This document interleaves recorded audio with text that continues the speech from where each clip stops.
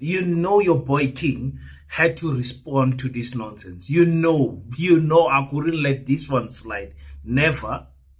The visa of a South African man who attended a neo-Nazi rally outside State Parliament has been cancelled. Yeah, Georgie, Mathew Gruter has been ordered to leave the country. He's been living in Sydney for a number of years with his family, and earlier this month was one of dozens of neo-Nazis who rallied outside Parliament chanting Hitler Youth slogans. And today, the decision was made to rip up his visa.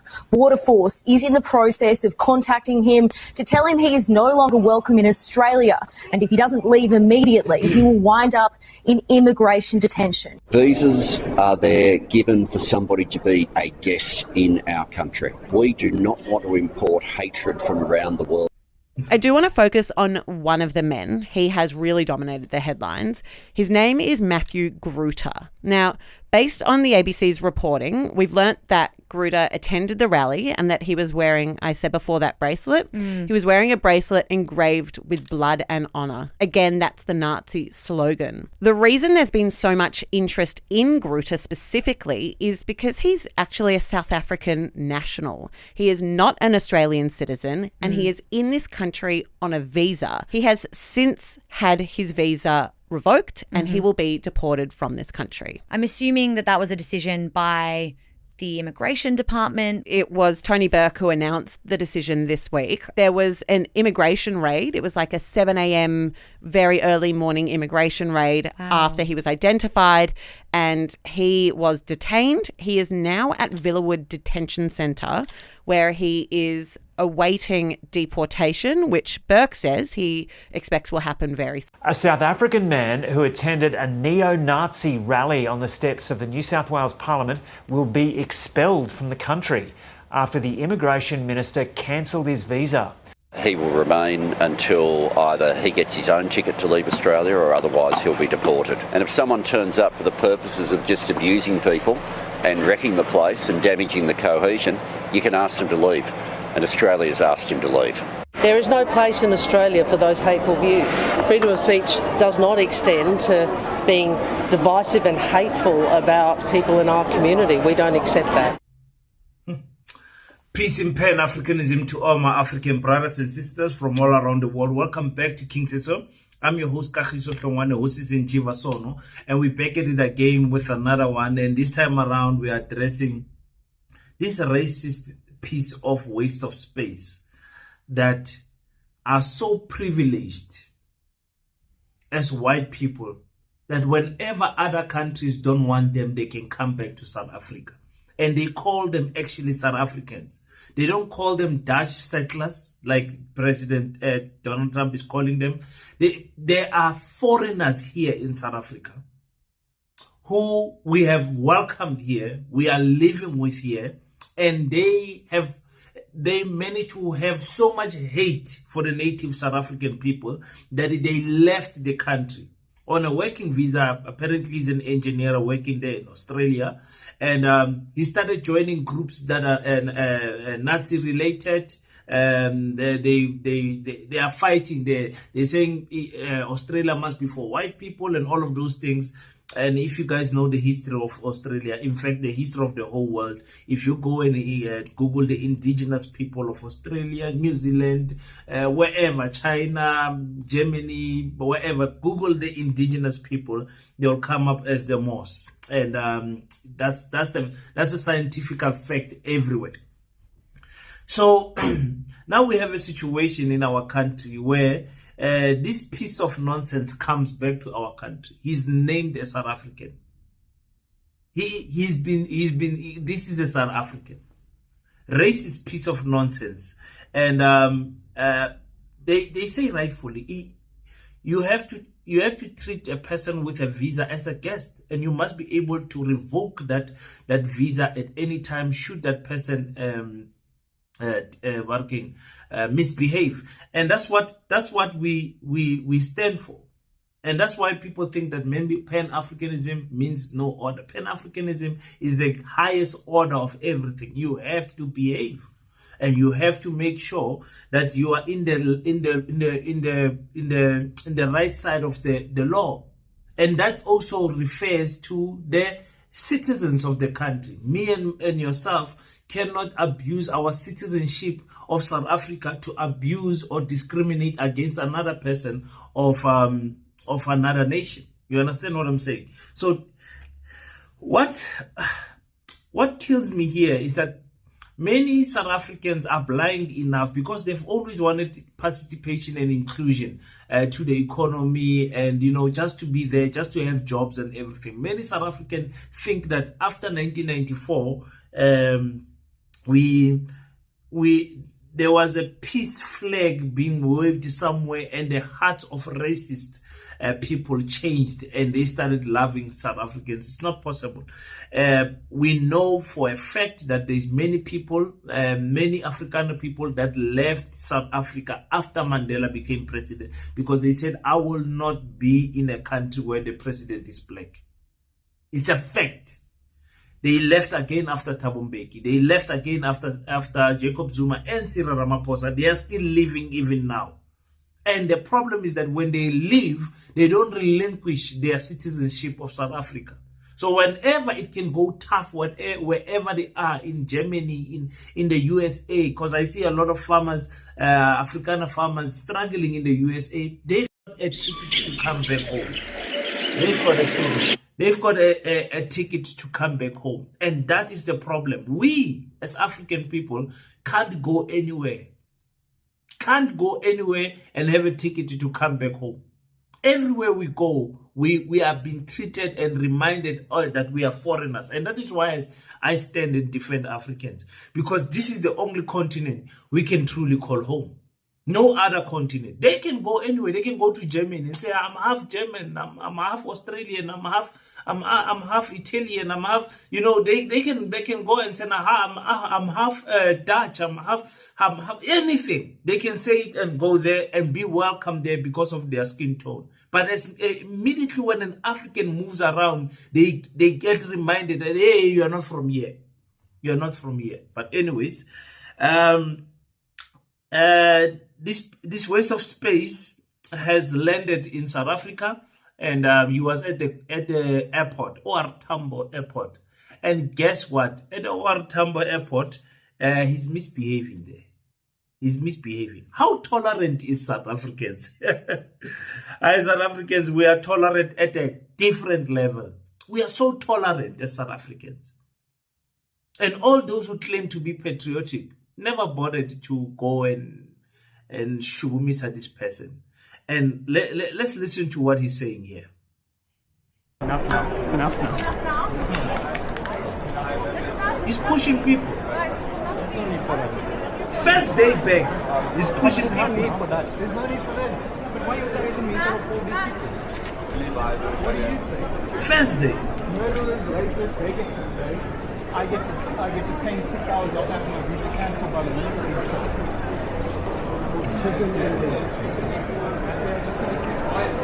My daughter is here. Are you trying to get us attacked and murdered in South Africa? Is that what you're trying to do? Is that what you're trying to do? You're trying to label us so we can get attacked and murdered in South Africa? I don't want to. No. Not my child. Not my child. Not my child. That's not fair. That's not fair. It's too late for that, my sister. It's too late for that.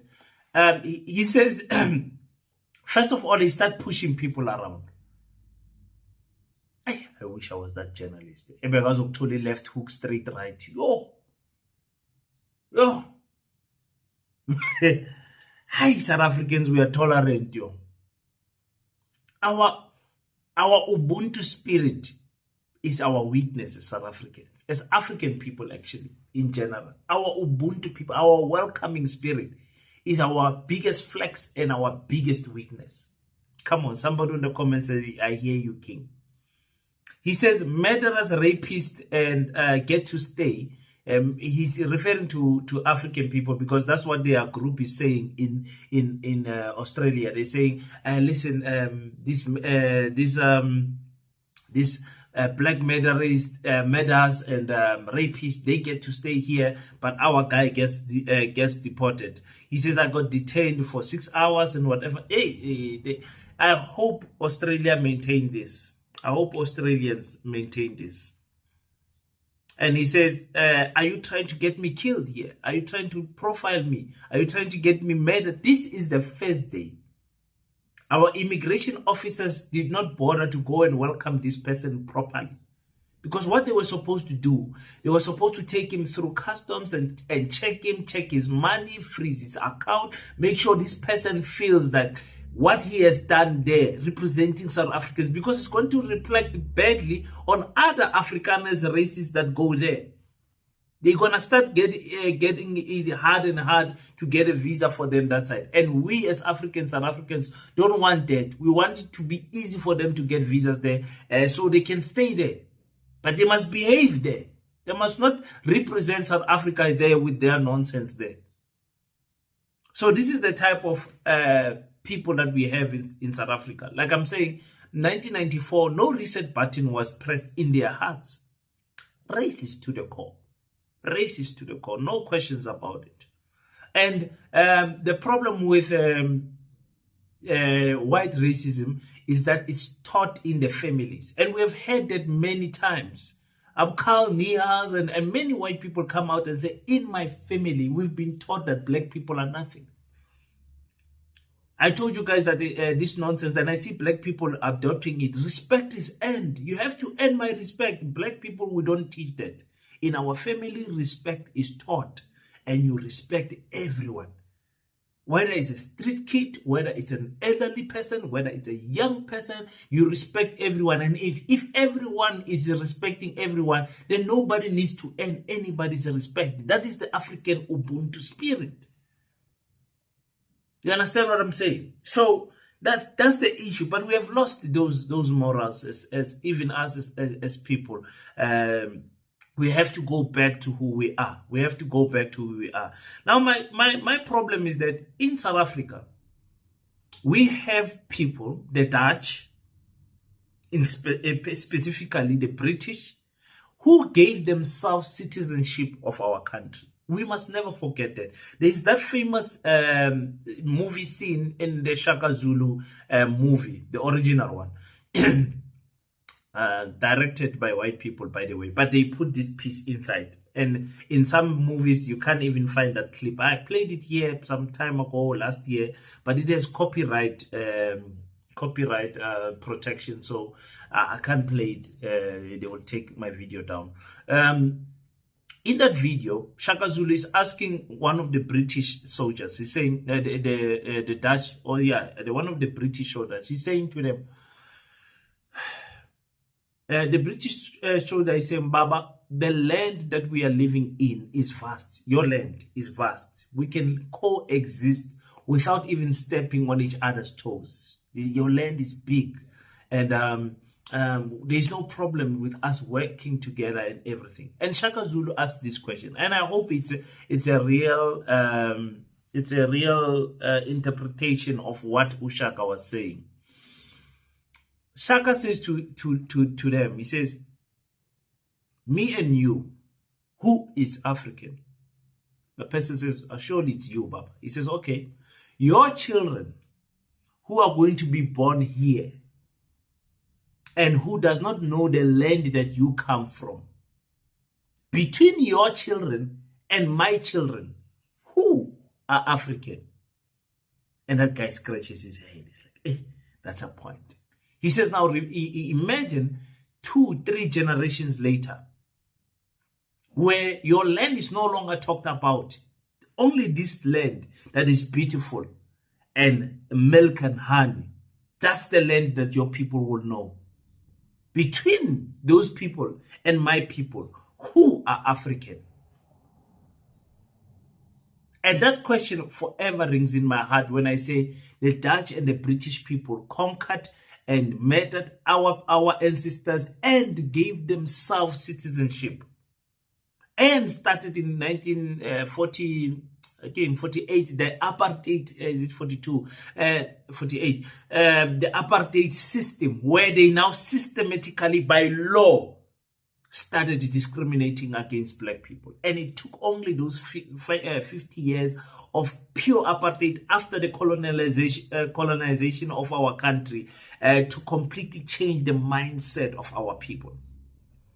So when you have people like that who don't remember where home is, they purely identify and say, my ancestors fought for this land, meaning their ancestors killed our ancestors. My ancestors were here. Some of them will even claim, they say, my ancestors were here before your ancestors. They can't say that to the Dizenjiva clan. You can't do that. You can't claim. You just have to Google our bloodline. Dizenjiva clan. I'm talking about my people. You will know since the 14th century, the 12th century. Before that, my people were already here in South Africa. I'm talking about my bloodline specifically. We are not one of those people who have been fooled by European terms about Khoisan people. And this land, you guys also don't come from here. The Great Migration that was written by a white person, and black people buy into that story. Anyways, so that is my issue. Then you have those same people who are not originally from here because of their ancestral lineage or their bloodline comes from somewhere in Europe.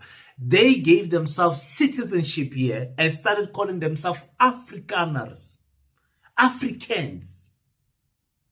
And then from there, they now start organizations like Kleinfontein, like Orania, like AfriForum, and they now claim this land as their own. They say we have been fought to exist to exist on our own.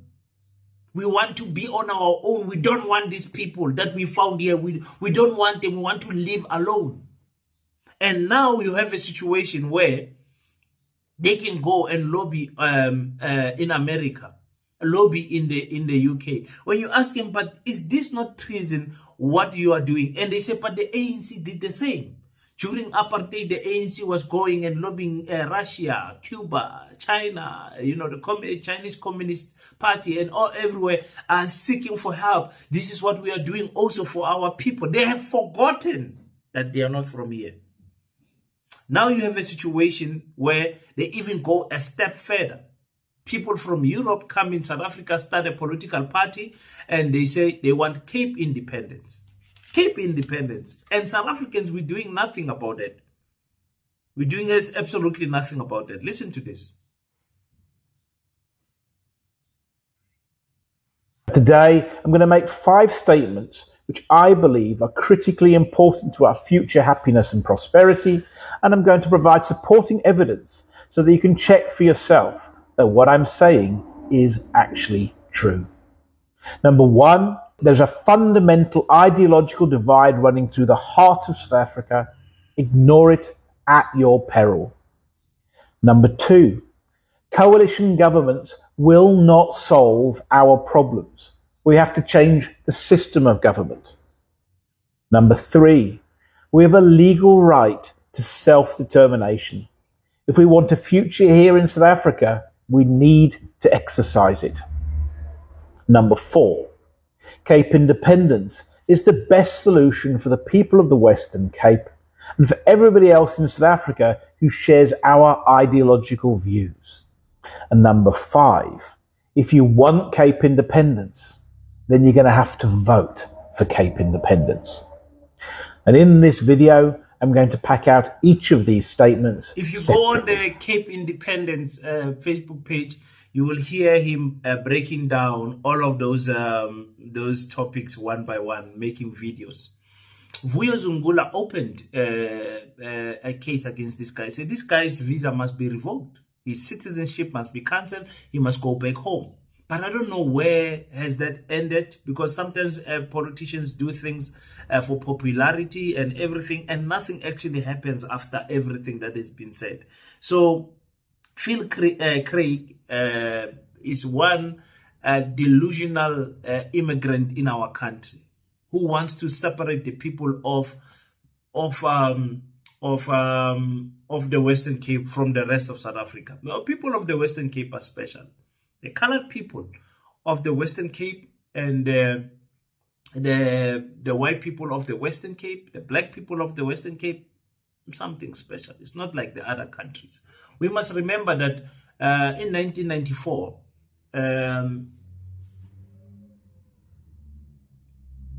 the ANC could not get the Western Cape because of the colored vote that voted for the National Party. The same goes with the Northern Cape. People don't know this. The Northern Cape. Okay, fine. When Thabo Mbeki came, he won the Northern Cape over. And the Northern Cape have since. But the colored vote remained in the Democratic Alliance and still, for a large extent, still does. So many, we have seen people from the National Colored Congress saying that people from the Eastern Cape must go back to Eastern Cape, of course, referring only to black people. And because they are coming there to take their jobs, and that type of reasoning that we have towards our fellow African brothers. Go back, you're taking my job, we are fighting for crumbs here and you're taking the crumbs and all of those things. That province stayed in the hands of racist people who believe the ANC can't rule for us, but they continue to suffer. Where the Cape Town is the murder capital, of the world, not of Africa, of the world. Nobody gets killed like people there in the Western Cape, but they will still stick with the DA because they don't want to give their vote to a black party. But now they've got the PA, which I'm very happy with, because the votes that go to the PA are coming from the DA.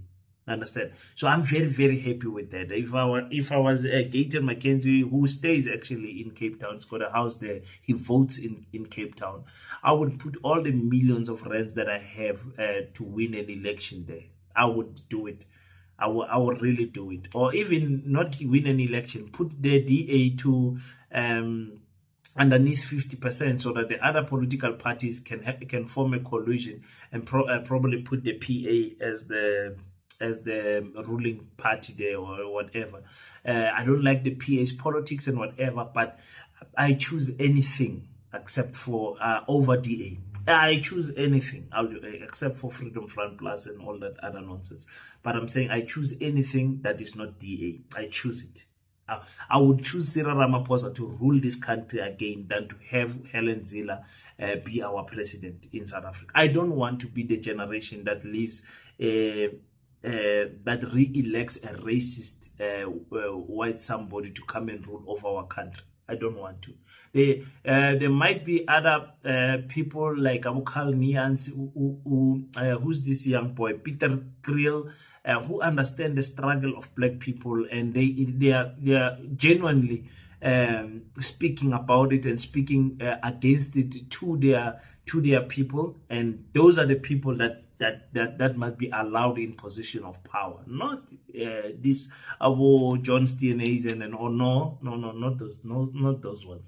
not those ones. So why we are not revoking who feel create citizenship, I don't know why we are not doing it. I really don't know. So for me, I just wanted to give you guys this story so that you guys can know what is going on. But remember, everything that is happening on mainstream media, on podcast media, is a distraction. It's a distraction for your life. It's a distraction to continue to arouse your anger towards other people. It's a distraction to defocus you from what really needs to be done. Because remember, the more the years go, the more it becomes impossible. I want to call it impossible to expropriate land.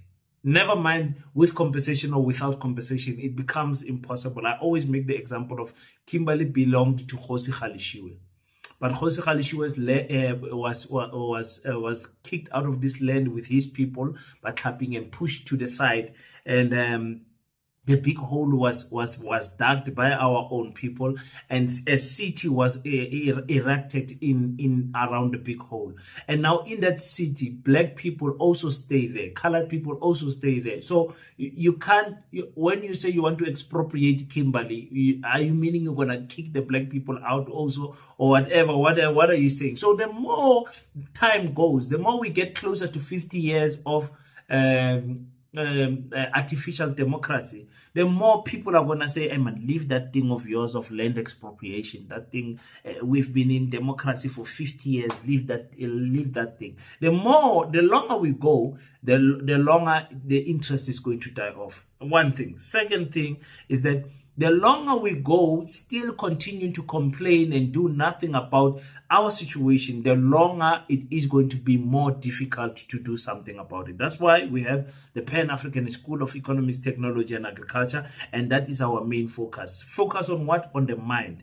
The greatest weapon in the mind of the oppressor is in the hands of the oppressor is the mind of the oppressed. The greatest weapon in the hands of the oppressor is the mind of the oppressed. So they took us with this education system and programmed us to think in a certain way. That's why we fight for jobs and we don't fight to own the company. That's something that we as Africans, we don't see. But anyways, the Pan-Africanist School of Economics, Technology and Agriculture wants to bring back that dignity to African people. We want to build our own schools in and around Africa, and we want to make sure that the education that we give to our children is chosen by us. Meaning we choose the subjects, we choose the content into the history books. We don't teach our children rubbish. We teach our children things that is going to transform them and enable them to compete in the world stage, and also to think independently as an African country, to measure themselves against other Africans and not measure themselves into other standards that, measuring themselves against the Chinese and all of those things. They must compete with those people and make sure that they dominate. And those people must come back and say they want to test themselves against Africa, African technology, African agriculture, African minerals, all those things. They must come and come and study in Africa again, like they did in the Library of Alexandria there in Egypt, the Kemet, at Kemet. They must make sure they must come here and study everything here, because mathematics, science, agricultural studies, everything was studied here, and Africa was welcoming other nations to come and study and take the knowledge back, but they burned down the biggest library in Africa. They burned it down years ago. So that's what we want to do. If you want to support that type of a course, please donate only 50 Rand to assist us to build the school. We will really appreciate it. We need to build school for African children. Thank you so much, guys, for tuning in. I'll make more videos for you guys later today. And I really appreciate the time that you guys are giving me. Thank you so much. We have reached 59,000 subscribers. 1,000 subscribers to go to our goal of